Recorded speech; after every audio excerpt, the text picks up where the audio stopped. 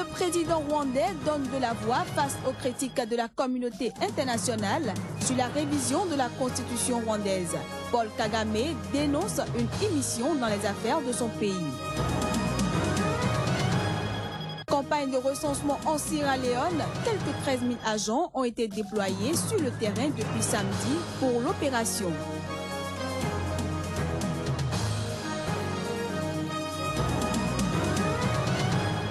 Victoire de l'opposition aux élections législatives de dimanche au Venezuela, le président Nicolas Maduro accepte sa défaite.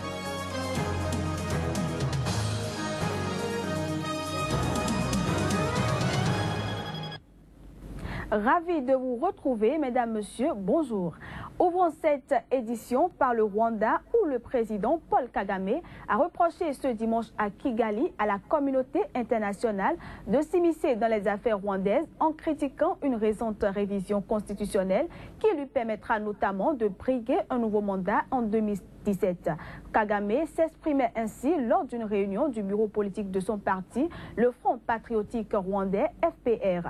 Ils nous disent que nous devrions avoir le droit de faire notre propre choix, mais nos propres choix sont par la suite définis comme des manœuvres, a poursuivi le président rwandais. Le Parlement rwandais a adopté le 17 novembre une révision constitutionnelle qui doit encore être ratifiée par référendum, dont une disposition controversée autorise Paul Kagame à se représenter en 2017, ce que ne lui permet pas le test actuel, et de potentiellement diriger le pays jusqu'en 2034. Cette semaine, Washington a de nouveau appelé Paul Kagame à quitter le pouvoir à l'issue de son mandat actuel en 2017, soulignant que personne n'est indispensable et l'Union européenne a estimé que cette réforme menée dans l'intérêt d'un seul individu perdait en crédibilité.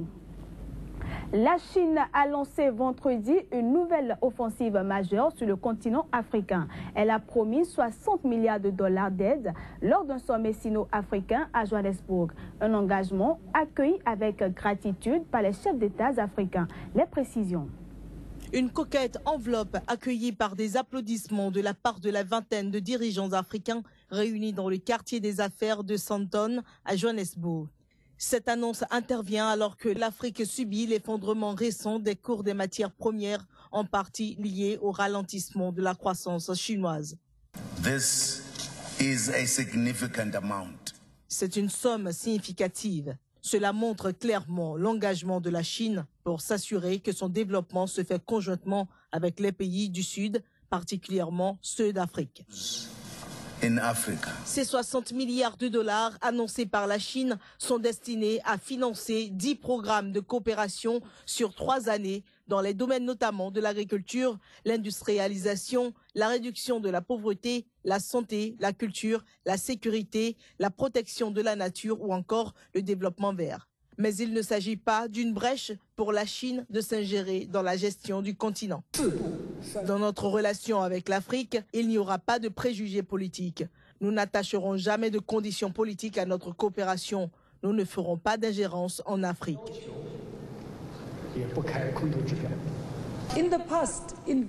Dans le passé, les investisseurs voulaient déterminer ou mettre en place leurs propres conditions avant d'investir. Donc, nous accueillons volontiers des partenaires comme la Chine qui respectent la souveraineté de chacun des pays du continent. Pékin a notamment promis 143 millions d'euros sous forme d'aide alimentaire d'urgence aux pays touchés par les mauvaises récoltes liées à El Niño. La Chine s'est également engagée à effacer les dettes gouvernementales sans intérêt déchues fin 2015 des pays africains les moins avancés. Nigériane a annoncé samedi qu'elle avait démasqué des cellules dormantes du groupe islamiste Boko Haram dans et autour de la capitale Abuja. Elle a par ailleurs annoncé avoir arrêté 12 membres du groupe islamiste qui ont migré de leur fief du nord-est du pays pour se rapprocher de la capitale à l'approche des fêtes de fin d'année dans le but de commettre des attentats. Le communiqué précise le nom des personnes interpellées à Abuja ou dans les communes voisines entre le 29 octobre et le 1er décembre. Parmi eux figure celui d'un ressortissant nigérien. Au Bénin, on continue de rendre hommage à l'ancien président de la République, Mathieu Kérékou, décédé le 14 octobre dernier à Cotonou.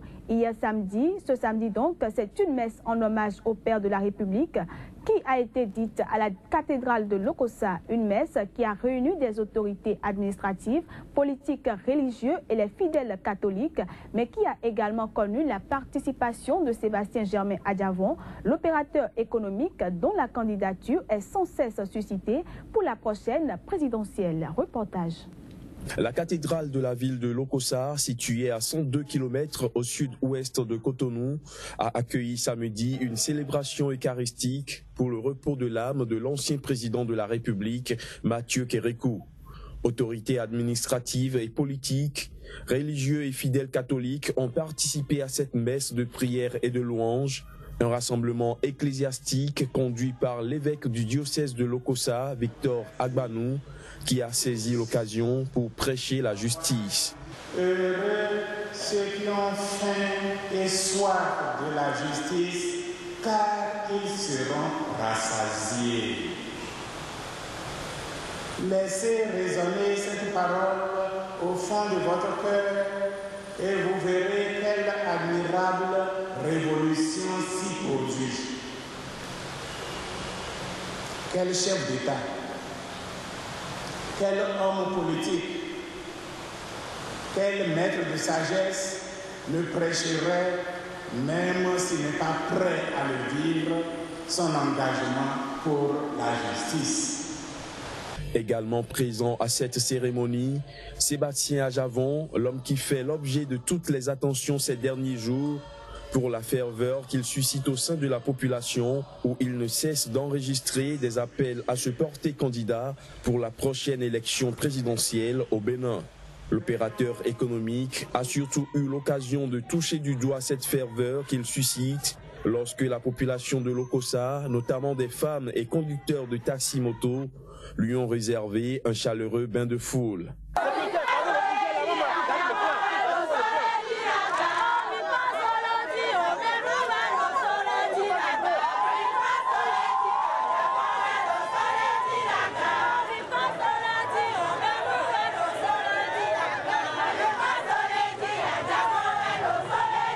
Ils sont venus manifester leur soutien à Sébastien Adjavon, en qui ils portent désormais leur espoir pour le développement du pays, les années à venir. Direction la Sierra Leone, où le président Ernest Bai Koroma a lancé samedi la campagne de recensement de la population. Pour cette opération, la 5e dans l'histoire du pays, quelques 13 000 agents du recensement en Sierra Leone se sont déployés depuis samedi sur tout le territoire. Reportage. Ce 5e recensement de la population de l'histoire de la Sierra Leone, qui a été reporté à plusieurs reprises en raison de l'épidémie d'Ebola dans le pays, a été lancé samedi à Freetown. L'opération est jugée capitale après la fin de l'épidémie d'Ebola, au point où le président Ernest Bai Koroma a renoncé à se rendre au sommet sino-africain à Johannesburg afin de procéder à son lancement. Le gouvernement a exhorté la population à répondre avec exactitude, assurant que les informations recueillies pourraient servir à planifier un programme de développement. Le recensement de la population de 2015 va servir à rendre plus accessibles et disponibles des données précises et sûres en termes démographiques, économiques et socio-économiques. Le recensement se poursuit jusqu'au 18 décembre prochain. Les quelques 13 000 agents déployés doivent recueillir des données sur la démographie, le logement, l'agriculture ainsi que les conséquences socio-économiques de l'épidémie d'Ebola. Les résultats provisoires et définitifs sont attendus respectivement en mars et en décembre 2016. Le dernier recensement en Sierra Leone a été réalisé il y a 11 ans. Les services de statistiques s'attendent cette fois-ci à une augmentation de 1,6 million d'habitants, soit 6,5 millions d'habitants contre 4,9 auparavant.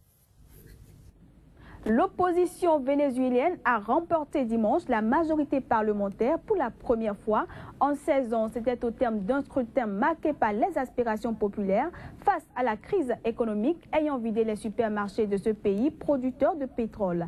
La table de l'unité démocratique MUD, grande coalition d'opposition, a décroché 99 des 167 sièges du Parlement monocaméral contre 46 pour le Parti socialiste unifié du Venezuela du président Nicolás Maduro. 22 sièges restent encore incertains en attendant que s'achève le comptage des voix. Malgré les craintes de troubles, la journée électorale s'est déroulée dans le calme et avec une participation extraordinaire selon Madame Lucena. L'annonce des résultats officiels, après plusieurs heures de retard, a été accueillie dans certains quartiers de Caracas par des cris de joie, des pétards et des feux d'artifice. Kodovi Ametonou, bonjour. Bonjour Candice Deboué. Et ce matin? Ça va. Alors vous êtes là pour nous présenter la revue de presse, mais je vous retrouve juste après ceci. Merci. Alors, on démarre cette revue par les meetings de suscitation de candidatures qui se multiplient au Bénin, alors que la classe politique connaît des bouleversements. Tout à fait. La lumière se fait sur les choix et les orientations politiques au fur et à mesure que la date du 28 février se rapproche. Les repositionnements sont de plus en plus notés également, alors que la campagne de suscitation, comme vous l'avez dit, se poursuit. C'est ainsi que Jack Mata nous informe que l'UDBN de Claudine Prudencio réaffirme son soutien indéfectible à Sébastien Adjavon après la démission de certains de ses membres pour rejoindre un autre potentiel candidat. De Sébastien Adjavon, parlons-en avec Cocorico. Nazer Sado sort le grand jeu au profit de la candidature de l'homme dans la 23e circonscription électorale. Dans la 24e, c'est plutôt Janvier Yawedeu qui aura drainé une foule impressionnante. Le confrère de la matinée parle d'un record de mobilisation autour de Janvier Yawedeu pour Sébastien Adjavon. À Lokossa, Syriac, Domingo quadrille et verrouille les départements, rapporte le journal de Sondé Félix Pépéripe. Mais Sébastien Adjavon, pour qui tant de monde depuis l'Atlantique jusqu'au nord, en passant par le centre, se mobilise, s'est rendu à Ouida, mais avant à Lokossa. Ainsi, à Lokossa, selon le confrère de la matinée, il est allé prier aux côtés de l'évêque de la localité pour le repos de l'âme du général Mathieu Kérékou.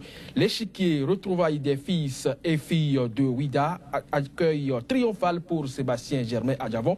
Le journal rapporte en photo une poignée de main entre Sébastien Germain Adjavon et l'opérateur économique Patrice Talon. Et pendant ce temps, la Centrafrique prépare ses élections de décembre avec la peur au ventre. Tout à fait. En Centrafrique, le président du club de réflexion et d'action citoyenne a invité donc les jeunes pour se faire enrôler massivement sur la liste électorale a tenu donc à informer gabonactu.com. Ceci, il s'agit donc bien sûr là des préalables pour les élections à venir donc dans ce pays.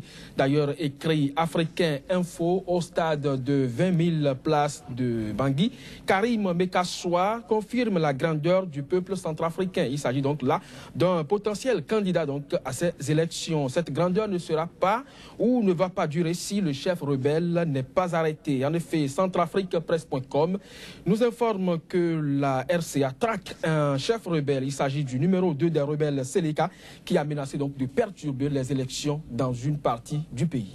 Et on finit cette revue bien évidemment par le Burkina Faso, où le dossier Thomas Sankara et le coup d'État manqué du 16 septembre reviennent au devant de la scène. Tout à fait. Le dossier coup d'État manqué refait surface avec les écoutes téléphoniques. L'un des auteurs de ce coup manqué donc, figure à la une de Fasosine. Dossier Thomas Sankara, le général Gilbert Diendéré, inculpé dans un communiqué publié par Afrique.com. L'enregistrement de Soro et de Bassolé est authentique selon le général Gilbert Zida. À Ouaga.com, écoute téléphonique, Soro Bassolé, Ouattara va traiter la question avec les nouvelles autorités du Burkina Faso. Kodovia Metonou, bonjour. Merci. Merci plutôt. Ce sera tout pour cette édition. Mesdames, Messieurs, merci de l'avoir suivi.